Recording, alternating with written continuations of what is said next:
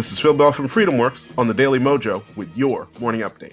Now, you know I hate the TSA, but do you know what I hate even more than the TSA? Crony capitalism. And today's story of crony capitalism comes to us from the airline industry, where American Airlines, Southwest Airlines, and the Airline Pilots Association have decided to get together and ask the federal government to change the rules so a startup carrier called JSX will not be able to provide the innovative service it is seeking to offer. JSX is looking to provide 30-seat charter-based flights that would carry people in business class accommodation from point A to point B. It would basically be an innovation on existing air travel. They've also decided to make adjustments in the way that baggage is handled, security has taken place, and they would fly out of hangars at existing airports. Now look, I have no idea if it's going to make a profit, I have no idea if it's going to stay around, and I have no idea if they're going to do a good job at it. But they should have the opportunity to do that. Why? Because that's what America was built on. Hardworking entrepreneurs seeing something that could be improved upon and doing it. The government has no right to get in their way, and their competitors have no right to go to the government to get in their way just because it makes them worried.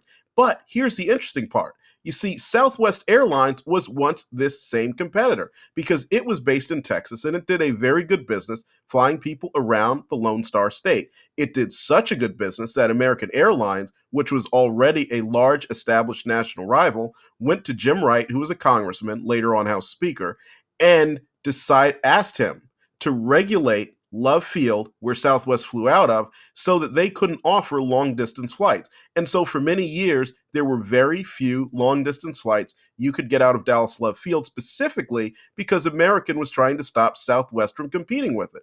Well, thankfully it didn't succeed. Southwest got to be successful, and the Wright Amendment was repealed.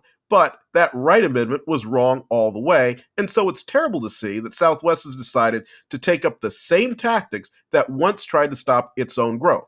So it's up to us as individuals to oppose crony capitalism everywhere. It's up to us to let the politicians know this is unacceptable. And while we don't really care about any of the companies involved in this, that we will not stand for them going to regulate their competitors through the federal government. And the first step you can take is by going over to freedomworks.org and signing up to become a member of our Freedom Teams, where you will join with people who also hate crony capitalism and will stand up to the politicians if they try this garbage with them.